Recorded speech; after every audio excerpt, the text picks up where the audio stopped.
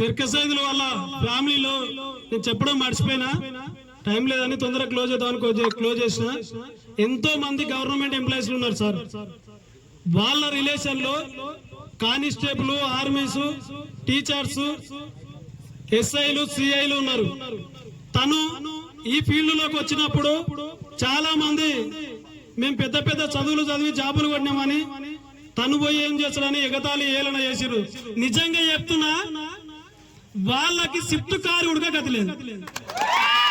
Swift car ఉడక కొనలేరు, తిరగలేకపోతున్నారు. Government employees line ఉడక Swift car కొనుక్కొని పెట్రోల్ పోసుకోలేని పరిస్థితిలో ఉన్నారు.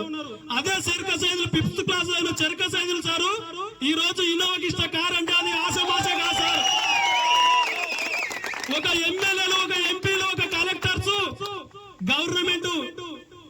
గవర్నమెంట్ బడ్జెట్ తో మెయింటైన్ చేస్తారు. కానీ మన సంస్థలో ఇక్కడ సొంతంగా కష్టపడి సంపాదించుకొని తను వెహికల్ ని మెయింటైన్ చేస్తున్నాడు. ఈ రోజు నెలకి 1,00,000-2 లక్షలు ఖర్చు పెడుతున్నాడు. అంటే 50,000 ఖర్చు పెట్టలేని స్థాయి నుంచి ఈ రోజు లక్షలు ఖర్చు పెట్టే స్థాయికి వచ్చిందంటే చెప్పిన ప్రతి మాట పూజ తప్పకుండా విన్నాడు కాబట్టి ఇక్కడ వచ్చారు. ఇక్కడ ఉన్న మీ అందరూ కూడా, మీ సీనియర్స్ ఎవరైతే ఉన్నారో అందరూ కూడా విని పాటిస్తేనే ఈ స్థాయికి వస్తారు.